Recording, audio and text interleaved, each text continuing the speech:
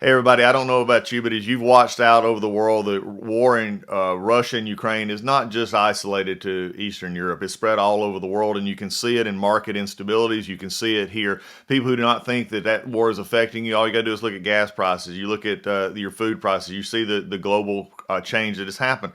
But you know something that's also affected investments as well. And I've said all along, legacy precious metals is your navigator. They're the ones that see you through to get to the next level. The good news about this is even with market volatility, market instability, you've got options. And gold prices are rising as investors turn to gold. And gold presents a hedge against this inflation and that protects you against the weakening dollar, which we are seeing. Legacy Precious Metals is the only company I trust to deal with gold and silver and the other precious metals. You need this investment. You need this as part of your portfolio to keep you buffered from what we're seeing in the world, war and volatility in the market. This is where you need to be. Call Legacy Precious Metals today. Be proactive about this. Get on board with it. Call them at 866-528-1903, 866-528-1903, or you can download their free investor's guide at legacypminvestments.com. legacypminvestments.com, your navigator in a volatile world of investments. Do you want to listen to a podcast? By who? Georgia GOP Congressman Doug Collins. How is it? The greatest thing I have ever heard in my whole life. I could not believe my ears. In this house, wherever the rules are disregarded, chaos and mob rule. It has been said today, where is bravery? I'll tell you where bravery is found and courage is found. It's found in this minority who has lived through the last year of nothing but rules being broken, people being put down, questions not being answered, and this majority say, be damned with anything else. We're going to impeach and do whatever we want to do. Why? Because we won an election. I guarantee you, one day you'll be back in the minority and it ain't gonna be that fun. Hey everybody, it's Doug Collins. Welcome back to the Doug Collins Podcast. Today I'm excited about our guest. It is going to be just a fun time talking to retired Lieutenant General Jerry Boykin. Jerry has become a good friend of mine over the years. When I was in Congress, he was a stalwart when it came to religious liberties, talking about the military, and just talking about the values in our country. And he's just become a dear friend. And I've watched him and listened to him, and many of you probably have seen him with his role that he is in now. And he has a long background. One of the things I wanted to do today was get him in here. Let's talk about his 30 plus years history in the military and the Army, and then in how that actually translated in what we're seeing today, whether it be in the recruitment issues, whether it be in the morale issues, whether it be just this general sense in our military that is struggling a little bit right now. But gentlemen, it's glad to have you with us today.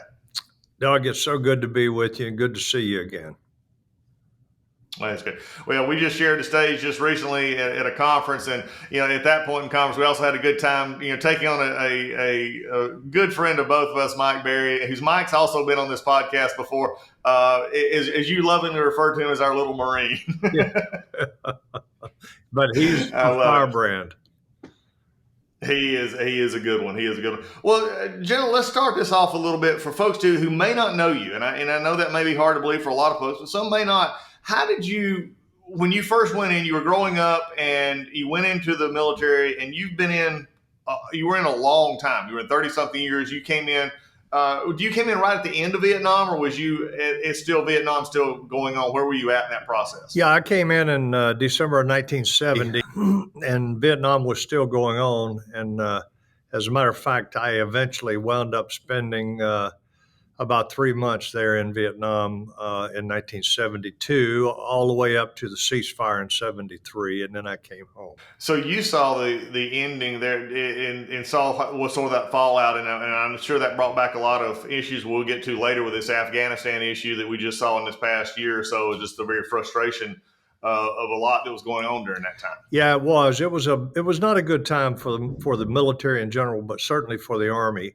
And the reason was that we had a lot of conscripts in the military. This was an army that was made up mostly of people that had been drafted, and they did not want to be in the military, and they didn't want to be in Vietnam. And as a result of that, the Army had a lot of drug problems, racial problems, and different types of problems, spousal abuse, family problems. And so I came in that period, and It was not what I expected, but I also realized very early that we had a lot of work to do, and I think over the years, with good leadership, we turned that all around. Oh, I agree. Well, you've always been, and you're very much your testimony is a person of faith. Do you believe in how God's providence brought you into the Army? Because you volunteered for the Army, correct? I absolutely did. I went through the ROTC program at Virginia Tech, and I graduated and came right in the Army. There you go. The hokey in you there. I see it. The hokey, yeah. I love it. Well, coming into it, now once you got in, you had a few years of assignments coming in, and then you went involved and got involved with what was at that point a new concept, and that was what became known as what we know as Delta Force. Explain a little bit about how you got involved in that, and some of the, just if you could over the years, just some of the areas that you served in, things that people might be interested in, how that all sort of got started with the Delta Force concept. Yeah, 1977, November 19th, 1977 was the official activation date of the Delta Force.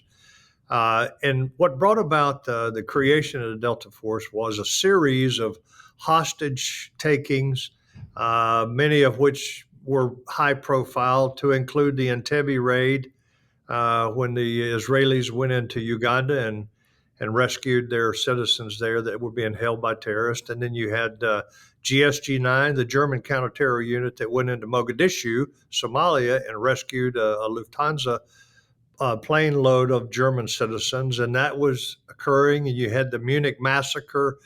So Jimmy Carter really asked a tough question. Do we have a capability to do that? And the answer was, well, no, we really don't.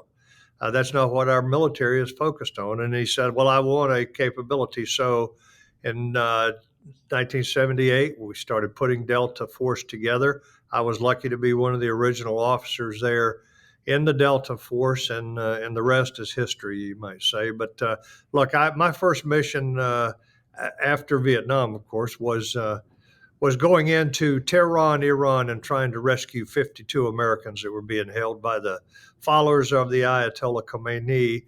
And then I went into Grenada, which was the little Caribbean island where the Russians and the Cubans were building airfields. And there I got shot pretty bad there. I got hit with a .50 caliber there. And then I went into Panama during the Just Cause to bring down Manuel Noriega, and I actually put the cuffs on him. And then I went into Mogadishu, Somalia during the Blackhawk Down event. I commanded the Delta troops there in Mogadishu, and that was a very, very difficult time for me. It shook my faith, it shook my confidence, but as in all things, I ultimately overcame it because I do put my trust in God. Amen. Well, one of the first things I'd like to sort of tie two events together, and you highlighted one of the first real big, I guess, Delta mission that we could discuss, and as you brought up, was this issue in Iran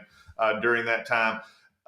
It didn't end like everybody thought it would. In fact, it ended up in very much of a missed opportunity, a failure as the mission goes. But we grew out of that. Taking a step further to what you just said about Mogadishu, which was about 12 to 13 years apart. What was going on? I mean, how did you overcome what happened in Iran in the first take of really what was looking at, and then how it progressed to what you saw happening in Mogadishu? Yeah.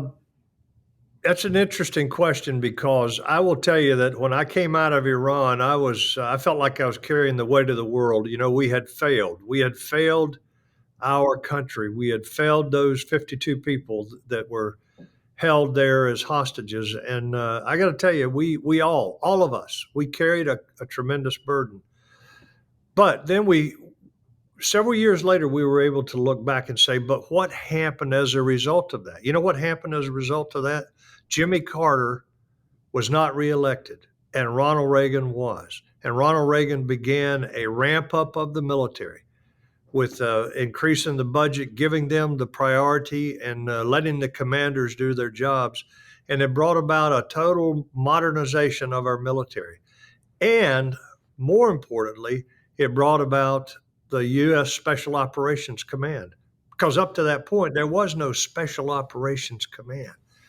But in Tampa, they took what was at that time the Readiness Command and turned it into the Special Operations Command. And I think Doug, as a military man yourself, we have a special operations capability that is equal to none. And I mean that no one is equal to it, is what I'm saying. Exactly. It has no peers. So that's that was the good news. That is it. Let me take off of that for a minute. We'll go continue in your career for a second, but I want to take off on that because I think it's so important for listeners to this podcast that so many times we take failure and personalize it. And there's a part of personalization of failure that should then cause you to say, how do I get better?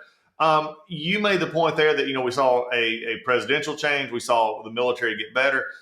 From a personal standpoint as a soldier, and then as someone who inspires people, talk, if you would, for a second about how you take a failure and learn from it and make it better instead of how we see so many people take failure and just sort of hold on to it for so long. Yeah, right. Well, if you all you can do is hang your head and go around pondering the failure, then you're not going to do yourself any good, but you're certainly not going to do the people that are around you any good, or you're not going to do the nation, any good.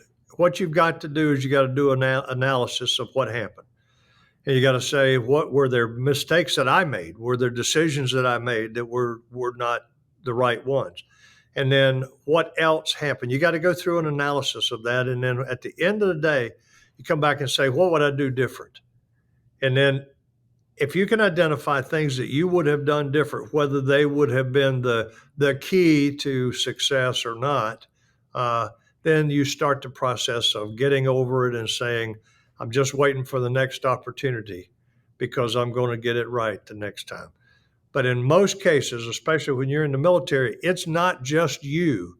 It is a whole chain of command that has to be held accountable for these things. Well, exactly. And I think you even take that into private, and to those who are not in the military, so many times we forget that, if we can come and take our mistakes, we own up to our mistakes, or we try, and to correct them, we find out where we need to. It not only affects us, but it affects those around us, whether it's in business, whether it's in our family and others, because then they also see it's okay. It's not okay to intentionally fail, but it's okay to learn from the mistakes that we make.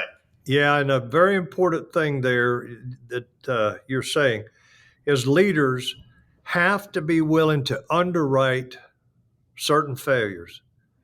Now, I mean, there is a limit to that, but leaders, you develop people by giving them the freedom to fail. Now, that becomes very serious when you're talking about people's lives. But if you think about it, if you've got the freedom to fail, you know that you will do the very best that you can. But if you fail, the one who tasked you with that mission is going to stand with you. So long as you did not violate ethics or morals or the law, then you've got to be able to have the freedom to fail. Well, in failing, it's actually, I go by the motto that many times when I was in Congress and others, I wanted our younger staffers, our interns to try stuff. Sometimes they're going to fail. We knew it, but there were leadership in place to say, okay, we're not going to let this be, permanent. We're going to let it be a growing opportunity. And that's what leadership, I appreciate you saying that so much because it is so true. Leaders out there, you've got to give your permission for your people to try. They're going to fail sometimes, but if they're not trying, they'll never fail. And there's no progress in that as we go forward.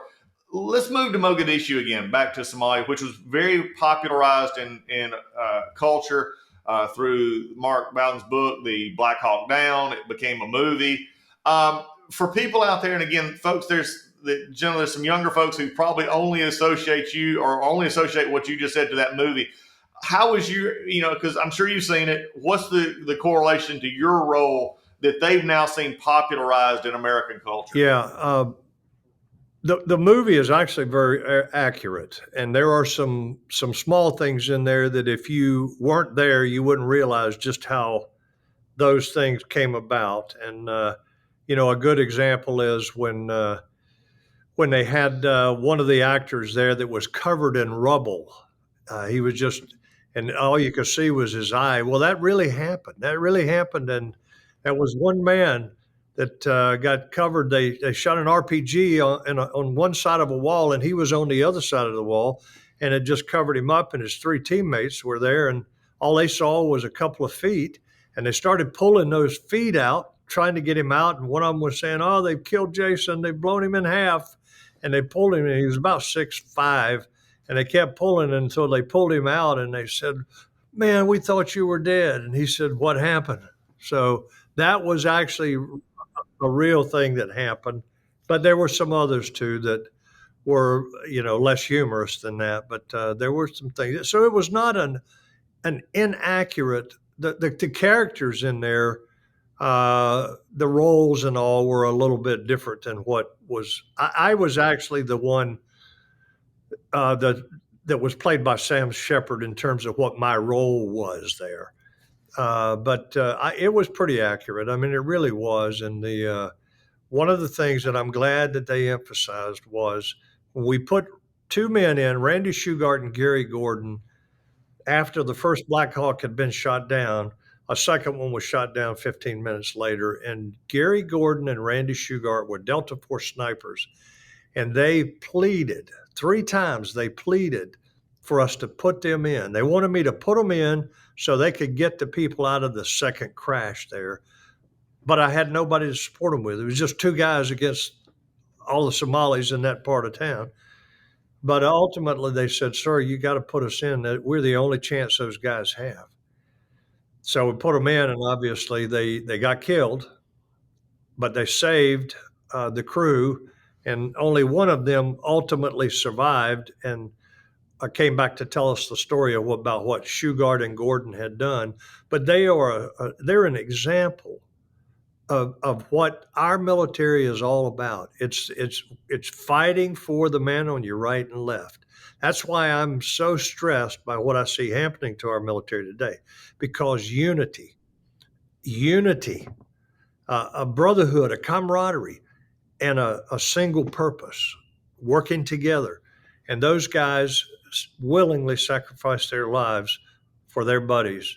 And we've got to get back to that. But this administration has us on a path to destroying that unity that's essential on the battlefield. We see that. A couple of quick questions on that, and then I want to follow up on what you just said. But so interesting enough, for those of us who've watched the movie, did you ever understand why the movie would put General Garrison making those calls as opposed to you in that situation? Well, yes. When Bowden actually started with a book, he worked up in Philadelphia, and he was writing a weekly column about this whole thing, and that was the foundations for the book. And I knew where he was getting his information. He was getting a lot of classified information, and I was actually quite unhappy with it. So he called me, and I said, first of all, keep my name out of your book, and secondly, don't call me again. And as a result of that, I think he realized that I was serious about it. I had my JAG officer call him too. I understand. Curious, just a question here, and I hear your heart, and I hear your concern here. And you saw this for those who may have watched the movie, but when you just described that, they actually called and begged to get down there, knowing that it was probably a suicide mission. Yeah. What went through your mind? And you talked about the brotherhood. You talked about, because you knew these men. Okay, this was not like 2 strangers that you would have never met before. You knew them. You were probably been back at the base with them. You saw them. What was it like, and what was going through your mind when you gave that final okay for them to sit down and those 2 to go in? Yeah, I must tell you, it was one of the hardest decisions that I've ever made. And there was another incident there was probably equal to that, but that was the hardest decision I'd made as a commander, as a military guy. But I said, first of all, they've asked 3 times to go in there. They know the situation on the ground far better than I do, because I'm not watching what they're watching. I'm not seeing what they're seeing. Secondly, I said, this is what we're about. This is what the Delta Force is about. We leave no man behind. And they believe that it is their responsibility now to make sure that those 4 guys in that helicopter are not left behind. And I said, I said a prayer, and I said, put them in. And And just as soon as I did that, I thought, they're not coming out. They're not coming out of there. But God bless them. And that was it. But I was hoping they were coming out, but realistically, I didn't think they would.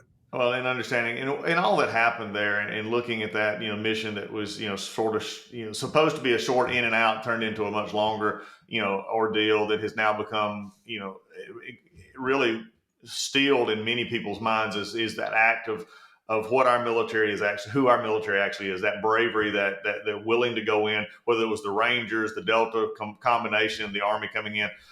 It really inspired a lot of people out of that. Curious question after that happened, because it was not very long after that Clinton decided to pull everybody out. Was that a sense of frustration among the Delta and Rangers that were there, that because of this incident, there was a feeling that the administration had lost faith and they were pulling out, and that it was an unfinished mission, or what was your thoughts about that? No, that was very much the case, Doug. We every man that was on the ground there was just angry.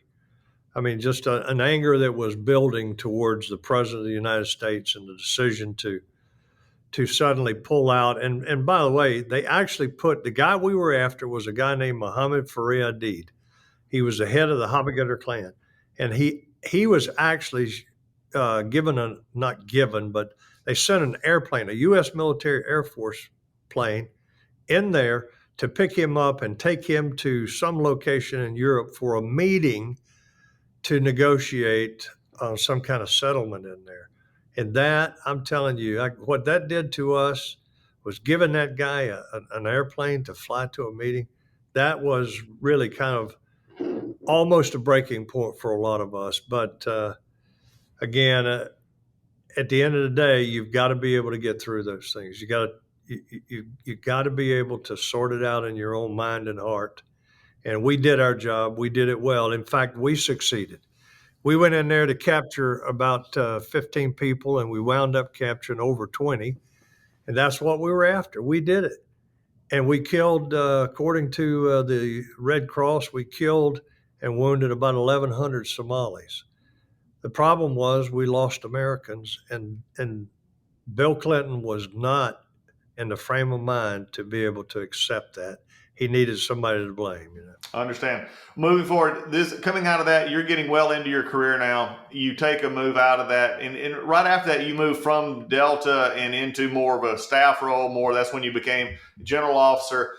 How did that move? Because I know you as a man of action. I mean, you're just a gregarious guy. You love big. You talk. You're there. You want to be in action. That's what brought you to the force to start with.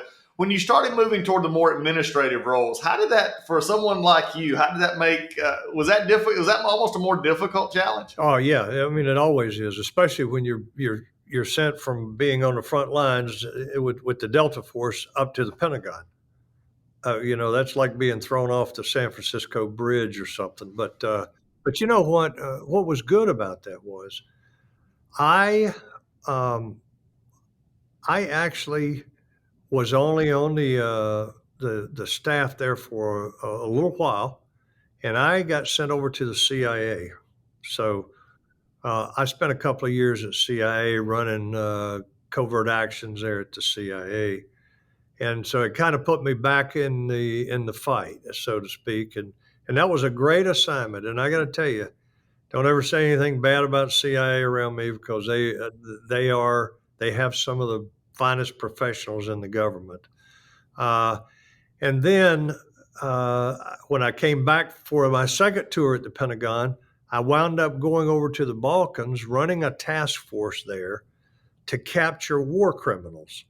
Remember, after the Dayton Accords, there had been an agreement that all of the warring factions would turn in the people that were identified as war criminals, but they didn't do it. So I was running a task force out of Sarajevo that was capturing war criminals, and that was a great assignment. I mean, I really enjoyed that, and then I left that job after about a year and came back to take over all the Green Berets. But I got to tell you, I just kept getting put back into those positions where I could feel like I was still part of the game.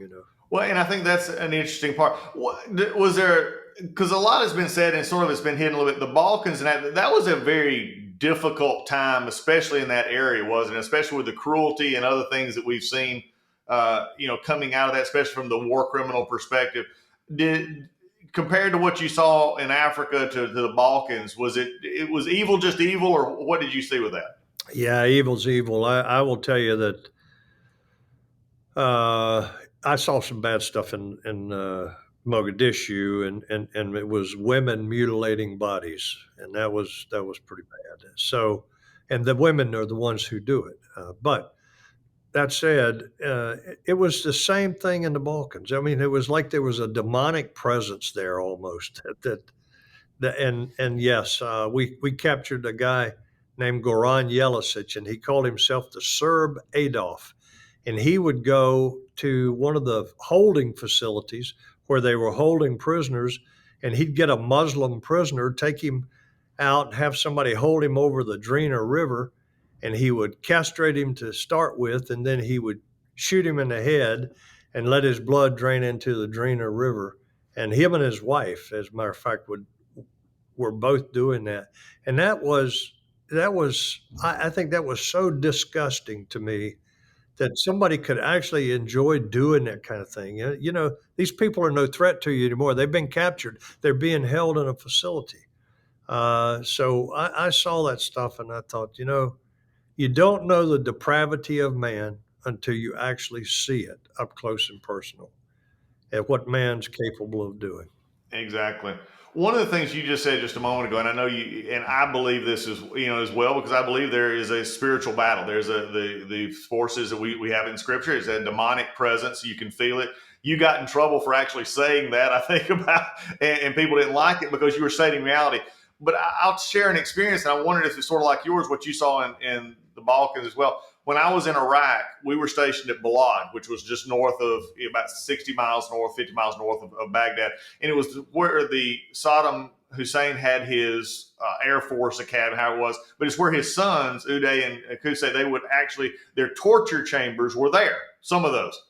And in the hospital, where we developed the hospital at the base at Balad, in the basement was where those torture chambers was, with the rapes, the murders. And I remember going down there. I worked night shift, and I remember we could go down there. On top was a new hospital where people's lives were being saved, and on the bottom was those caverns, those little rooms and stuff. And I can remember going into those rooms, and it was just a chill. It was just, you could still sort of feel it. Is that? For me, that was that sort of demonic kind of presence. That's sort of what you were feeling with this, wasn't it? And I don't want to get hyper spiritual, but the Bible tells us that when we are in a relationship with Jesus Christ and He's the Lord of our lives, that the Holy Spirit abides in us. Well, when you're in the presence of the demonic evil spirit, your spirit is restless. The Holy Spirit within you is restless. Now, I know a lot of people hear me say that and say, that confirms that he is absolutely a kook. But no, go back and read your Bible, read the Word, and you feel the presence of evil. That's why I tell people, when I got off the airplane in Mogadishu on the airfield there, I felt the presence of evil. It was an evil place, and we need to recognize that there is good and evil. One is a result of Satan's antics, and the other one is a gift from God. The good that's on this earth is a gift from God.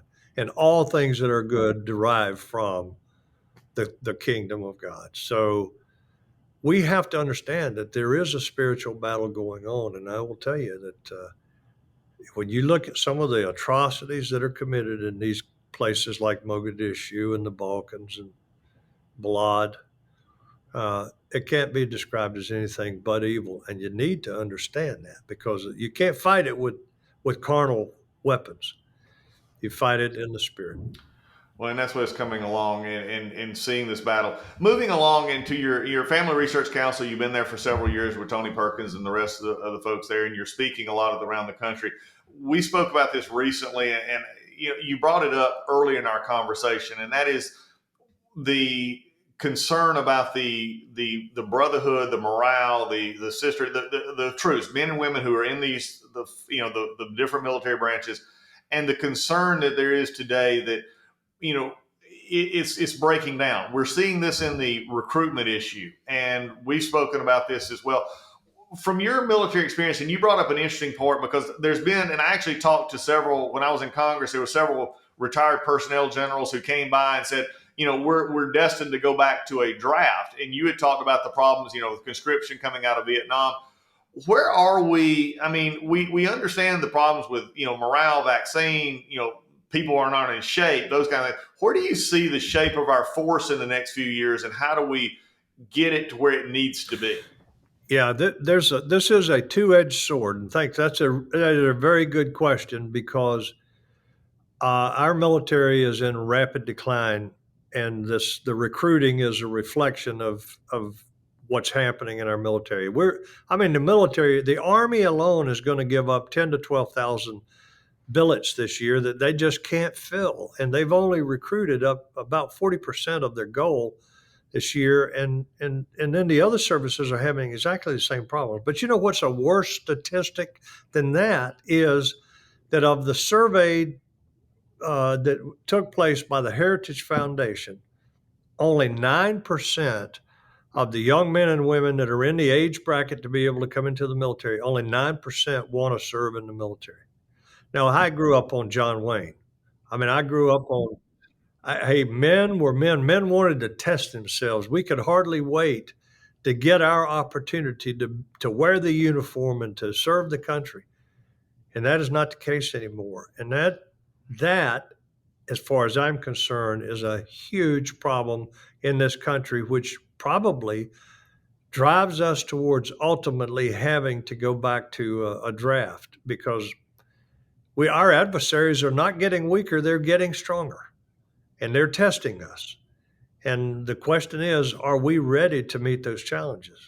We have some good people in our military, but our leadership is questionable. Well, and I think that's one of the interesting things. I could, when you said John Wayne, I could think of my dad, growing up with my dad, and we were seeing the war movies and World War II, John Wayne, the Green Beret. I bet you could probably sing the Green Beret song right now if we actually Every verse of it. Every verse. I love it. Well, because it was something that it wasn't sort of an aspirational. This is something that you want to go test. Interesting you said this, and I wanted your thoughts on this. I remember growing up, and a few years younger, but growing up in this, the especially from starting in the 80s, and I would say about the 80s, and our recruiting was about adventure. It was about going places. Navy was all over the world. The Marines, of course, again, the Marines are really good at video. And they do that. They're inspirational. The Army, be all you can be, go places. Air Force, fly high, aim high. It was all about being more, that adventure and excitement.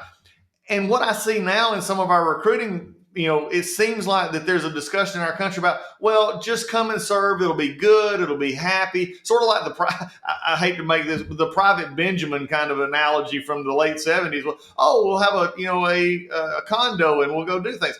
Is that a problem? It's a huge problem. Why do you serve? Why do you serve? You should. What we want is people that want to serve because they want to take their place in the history of America. They want to make an investment in this nation, and they want to be with others of a like mind. Hopefully that's why people come in the military. But now if you look at 9% want to be in the military, and you say, how could that be? You know how it is? It's because our public school system has denigrated America to the point that these people know nothing about our history, because history has been taken out of the public school curriculum for the most part, American history. And all they've been told about our founding fathers is they were old white slave owners. And they do not recognize the Judeo-Christian base upon which America was founded. And those guys, those 56 guys, they did not agree on theology. Some of them might agree, but generally speaking, they didn't agree on theology. But they all believed in a sovereign God. They all believed in Jesus Christ. And then people call Thomas Jefferson a deist and Benjamin Franklin. Well, go back and look at the history and read David Barton's book, The Jefferson Lies. And what you'll find out is this generation that doesn't want to be in the military has been pumped so full of lies about Thomas Jefferson and who he was. And by the way, he did not father Sally Hemings' son, Thomas. And that was proven through DNA test. And that's on record, and you can read that in David's book. But that has never, the record has never been corrected, because we still have people that believe that he fathered Sally Hemings' son, Thomas. That's not true. Well, one of the things we're having right now is this issue, and it's coming out loudly right now in Virginia with the estates of both Jefferson and Madison. The history being turned more toward this woke history than it is just the actual literal history of what happened. And that's the problem. Gentlemen, I know we're getting close to the end here, but I want to get from your perspective. There is problems. We see there's problems, but there's always been issues. I was just reading, some of the speeches, and we're going to probably talk about them here on the podcast of inaugural speeches and space speeches of Kennedy, others. You go back in time, Democrat, Republican always had an American exceptionalism perspective. It was that we were a country that we may have different opinion on some of the governance, but America was the country of our birth. It was a country of our origin. If you came here and became American, it was something that you would be proud of. How do we take this moment of concern when we're low in our military? The military folks who are there are some of the best in the world. The men and women are the best in the world, still fighting on short notice, doing what they need to do.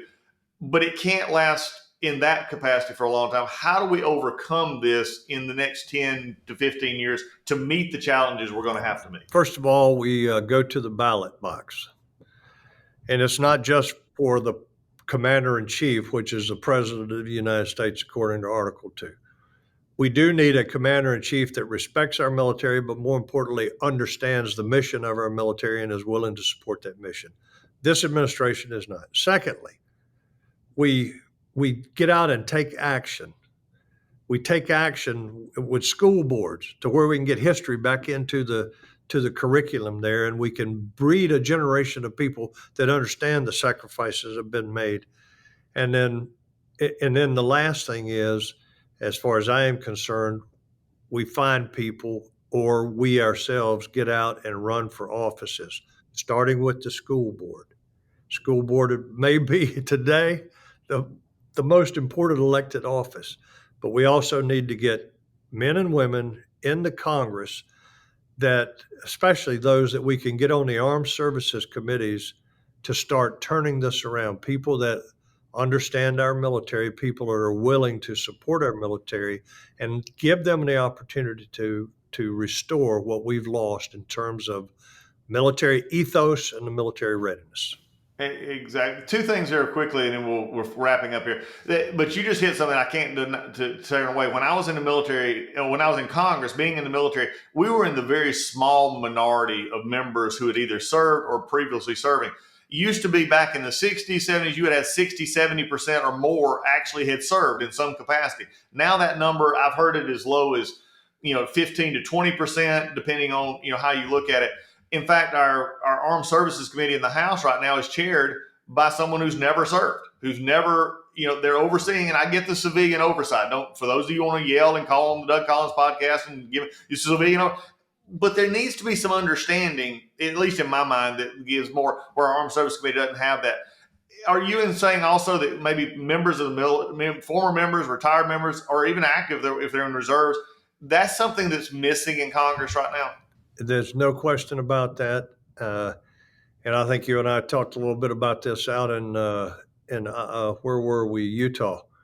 But yes, what I think, there are a couple of organizations right now. There's one called Veterans for Congress, and then I forget the name of the other one. But there are a couple of organizations that are promoting veterans. They're helping them get into a race. They're helping them organize a campaign. And they're putting money into their campaigns and all. And I think we don't need all veterans in the military. That's wrong. But we do need more than we have, and we need it for the very reasons that you and I are talking about here. You need somebody that understands what it takes to have a ready military. You know, our enemies are not going to give us warning. They're not going to give us warning. We've got to think in terms of it's too late after the fight starts. It's too late to try and build a robust, ready military. That was one of the principles of special operations. It's too late to build a robust force after the war starts. We need to recognize how important being ready and not having to do what we've done in World War I and World War II and Vietnam and repeatedly. We need to have a ready military that is fully equipped, fully trained, but the most important thing is they have the right people who have worked together and built the cohesion that will be the equalizer on that battlefield. And that's what the Russians don't have, and that's why the Russians are getting their backsides kicked all over the battlefield. And the only thing they have is they just have huge numbers of people and big artillery. But they do not have what the Ukrainians have, and that is cohesion and purpose. And that's why the Ukrainians have been so successful against them. Exactly. Well, General Boykin, thanks for being here. I don't want this to be the last time. I want to come back in and discuss some foundational principles. I think we sort of teased some of your coming into the military. I think some of the other issues that I know you're working on with Family Research Council and you and I speaking across the country, we run into each other. But the insights you gave into some of the history that you've been witness to really, I think, makes a dynamic effect. I'm hopeful on the listeners of the Doug Collins podcast that you'll, for those of you who are listening, go to the DougCollinsPodcast.com. You can send me an email. If you have a comment for General Boykin, I'll make sure he sees it.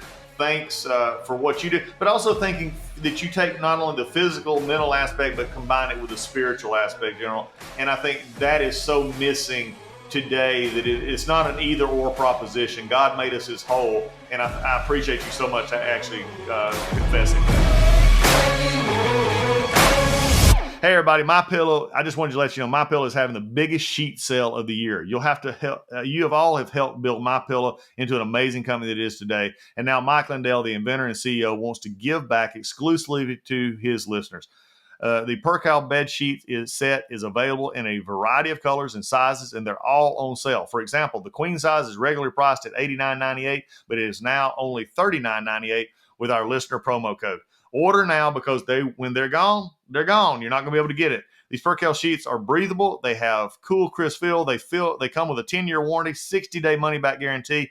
Don't miss out on this incredible offer. There's a limited supply, so be sure to order now. Call 1-800-986-3994. Use the promo code Collins, Collins, or you can go to mypillow.com, click on the radio listener square, and use the promo code Collins, Collins. Lisa and I sleep on these sheets every night. You will want to have them as well. They're a wonderful product. Go right now, either 800-986-3994, code word Collins, or go to mypillow.com. Also use the code word Collins to get this discount. You will not regret it.